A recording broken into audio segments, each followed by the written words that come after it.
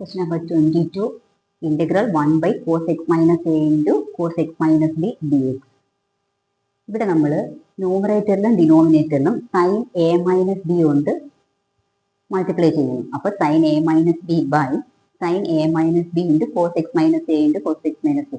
ഇവിടെ A minus ബിയിൽ ഞാനൊരു പ്ലസ് എക്സും മൈനസ് എക്സും കൂടെ ആഡ് ചെയ്യുന്നു. ആഡ് ചെയ്തിട്ട് നമ്മുടെ ഡിനോമിനേറ്ററിൽ നമുക്ക് X minus A X minus B എന്നുള്ള രീതിയിലാണ് കോസ് ഫംഗ്ഷൻ കിടക്കുന്നത്. അപ്പോൾ ആ രീതിയിൽ ഞാൻ ഈ സൈൻ ഫംഗ്ഷനെ അറേഞ്ച് ചെയ്യുന്നു. അതായത് എക്സും ഈ minus B X minus B എന്നും എ മൈനസ് എക്സ് എന്നും വരും. നമുക്കതിന് X minus B A plus A minus X എന്ന് വരും. ഇതിന് ഞാൻ എക്സ് മൈനസ് ബി എന്ന് ഇവിടുന്ന് ഒരു മൈനസ് പുറത്തെടുത്തു കഴിഞ്ഞാൽ ഇതിനെ എക്സ് മൈനസ് എ എന്ന് എഴുതാം. ഇങ്ങനെ സ്പ്ലിറ്റ് ചെയ്ത് എഴുതി. ഇതെന്ന് പറയുന്നത് സൈൻ എ മൈനസ് ബി എന്നുള്ള ഫോം ആവും. സൈൻ എ മൈനസ് ബി എന്ന് പറയുന്നത് sine A cos B minus cos A sine B. അപ്പോൾ എയുടെ സ്ഥാനത്ത് എക്സ് മൈനസ് ബിയും ബിയുടെ സ്ഥാനത്ത് എക്സ് മൈനസ് എയും. അപ്പോൾ അതിനെ സെപ്പറേറ്റ് ചെയ്ത് എഴുതുന്നു. Sine x minus B into cos x minus A minus cos x minus B into sine x minus divided by cos x minus A into cos x minus B. ഇവിടെ sine A minus B എന്ന് പറയുന്നതിനകത്ത് എക്സിന്റെ function ഇല്ലാത്തതുകൊണ്ട് നമുക്ക് അതിനെ constant ആയിട്ട് പുറത്തെടുക്കാം. അപ്പോൾ 1 by sine A minus B into ഇതിനെ സെപ്പറേറ്റ് ആയിട്ട് എഴുതുക. സെപ്പറേറ്റ് ആയിട്ട് എഴുതുമ്പോൾ ഇവിടുന്ന് കോസ് എക്സ് മൈനസ് എയും കോസ് എക്സ് മൈനസ് എയും ക്യാൻസൽ ആവും. ഈ ടേമിൽ നിന്ന് എക്സ് മൈനസ് ബിയും ക്യാൻസൽ ആവും. ഇനി ബാക്കിയുള്ളത് sine x minus B by cos x minus B. ഇവിടെ ഉള്ളത് sine x minus A by cos x minus A. Sine x by cos x tan x. അപ്പോൾ ടാൻ എക്സ് മൈനസ് ബി. ഇവിടെ tan x minus A.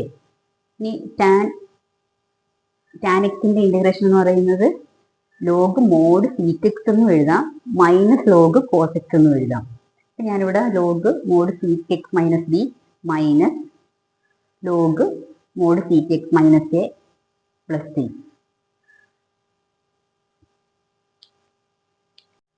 Question number 23. Integral sin square x minus cos square x by sin square x cos square x dx.